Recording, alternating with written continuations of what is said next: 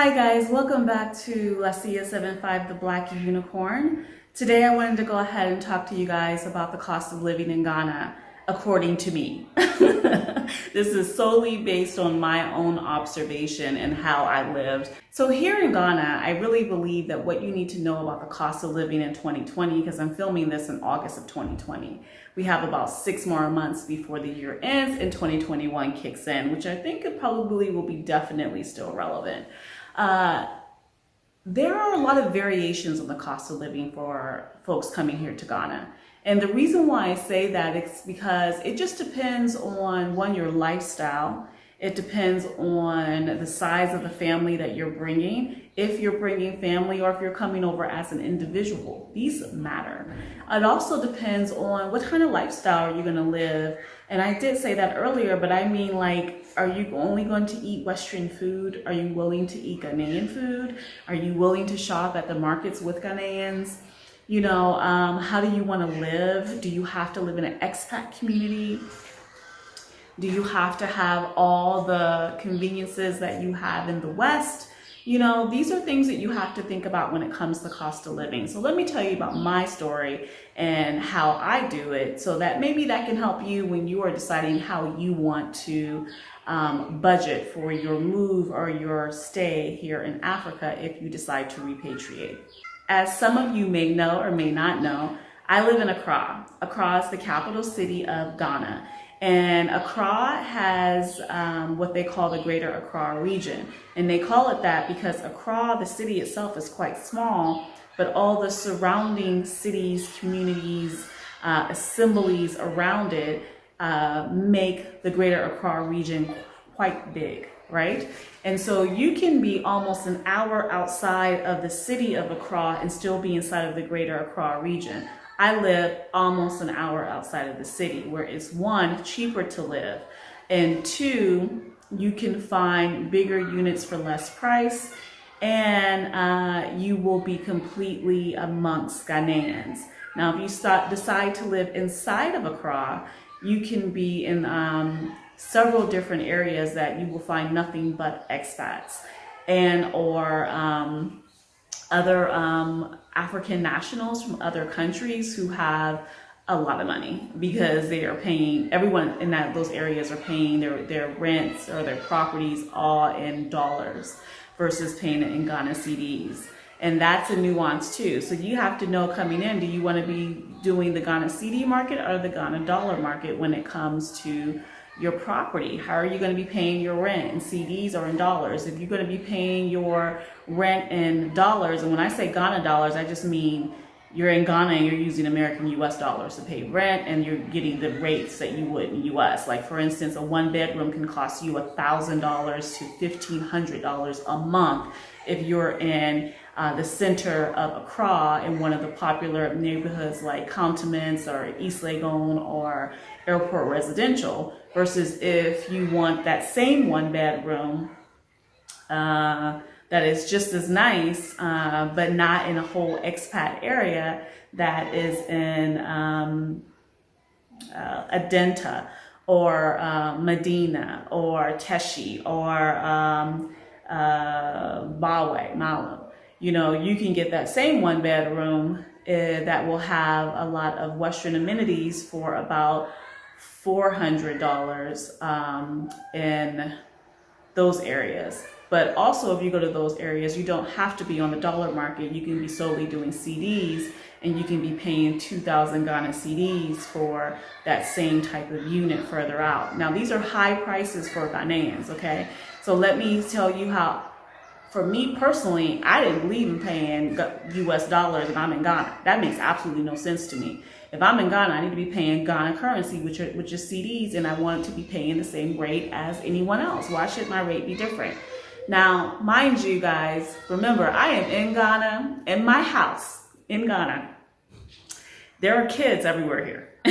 So if you don't hear kids playing, you're going to hear chickens screaming, or you're going to hear the builders building, because there's always construction, because something's always being built here. There's always children, because everybody named mama have a baby all the time. And there's always chickens, because, you know, people like to eat meat. The best way for me to put it.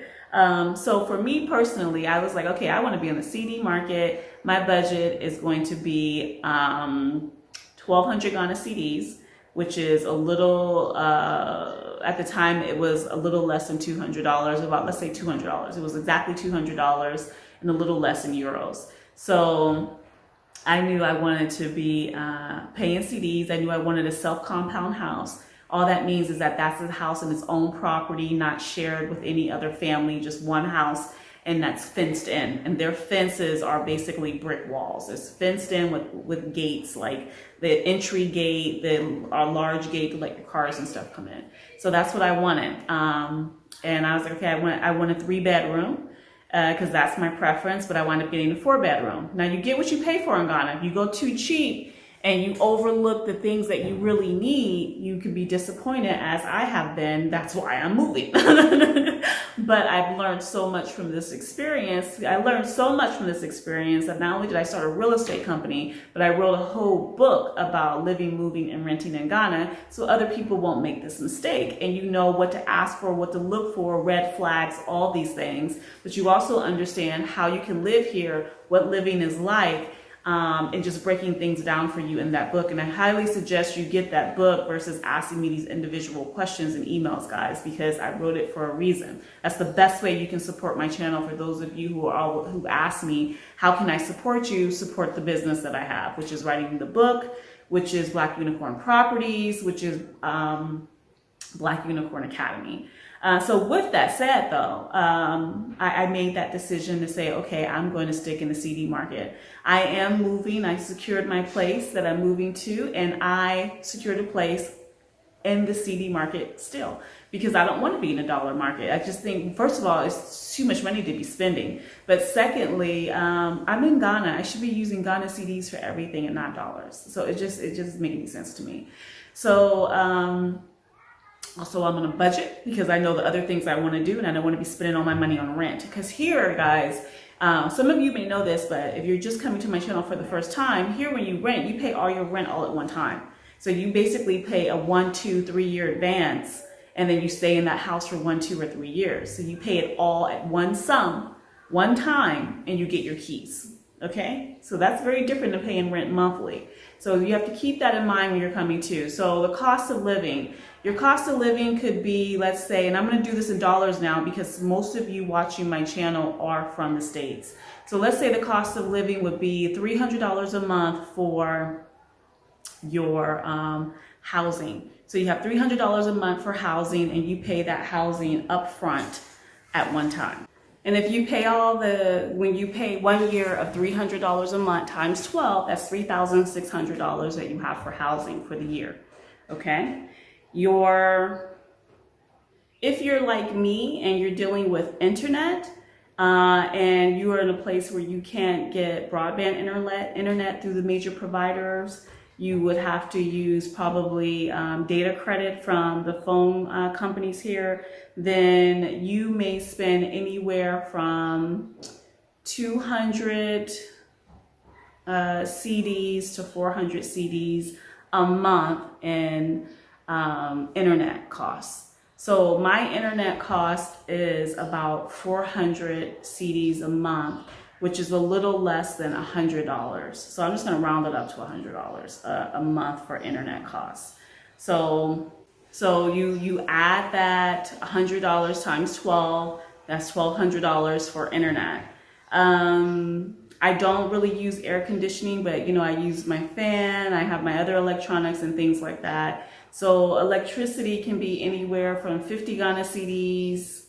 You can probably pay the lowest, maybe 50 Ghana cedis to 100 Ghana cedis or something, which is going to be, let's say you're spending about $30 a month on electricity. The best way I can put it. So that'll bring you for the year about $5,160 US. I spend maybe $100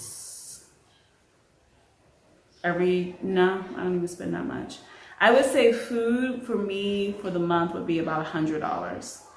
Okay, if I go to the market for the whole month for 4 weeks, I'll spend about $100. But if I also go to like ShopRite or one of these other grocery stores, I'm going to spend another $50 to $100 for food. So let me say food is going to be $150 a month. So that'd be about $1,800. So let's add that to the total. That's $6,960 for your rent or for your housing, for your utilities, for your food.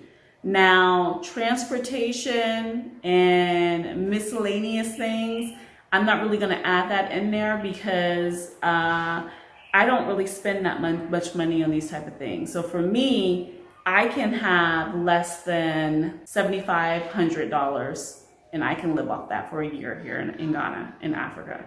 It wouldn't be a problem at all for me and I can still be quite comfortable. But some of you who are a bit more high maintenance, and yeah, I got bougie tendencies and I'm pretty bougie, I'm not even gonna lie, but I've learned how to minimize, I learned how to be more minimalistic and deal with what I have and make things stretch. Now, I've always known how to make things stretch because I have 2 kids that I raised and you have to make it work. I've made some adjustments in my own life to make it easy for me to survive on less than about $7,500 for the entire year to live in Accra, Ghana. And it works. I mean, I'm on track. That's pretty much my budget and that's exactly what it is. So now, will some of you need more money? Absolutely, especially if you have kids. If you're coming with kids, you need to add additional money onto that because your kids are going to need access to internet. Your kids are going to need access to food. You know, of course, utilities and housing and stuff, that won't change, but the food will change. The access to the internet will change, entertainment, travel, these things will change the budget. So for you, your budget is going to be based on your lifestyle. No one can tell you how much money you need to actually live in a place when they don't know the type of person you are and your financial skills. Are you able to stretch your money out? Are you frugal? Do you have to buy everything you see as soon as you see it? You know, as soon as you get some money, are you spending all of it? You know, what are you doing? So everyone is different. Now, I can live for 1 full year in Accra with no problem with $7,500 US. It'll cover my housing, utilities, food, transportation, travel. Well, I'm not traveling this year except for inside of Ghana, and so I don't really count that. So, you know, it'll cover the basics that I need, right? And then purchasing things here and there, but not a lot, and definitely not expensive things. And I'm not buying clothes. I'm not getting clothes made. I'm not buying shoes. I'm not buying purses. Like when I said I'm being minimalistic, I'm being super minimalistic this year because it's hard. I'm gonna tell you guys it's hard, but I'm sticking to it and it's working for me because your first year in the country that you repatriate to is that make or break year. You have to be realistic about the ability to be able to stay. So that's why you need to be able to budget what you have so you don't run out of money. So hopefully this is helpful to some of you who are curious about the cost of living. I'm sharing my cost of living because I know how to be frugal. I know how to be a minimalist when I need to, and I know how to make a dollar stretch.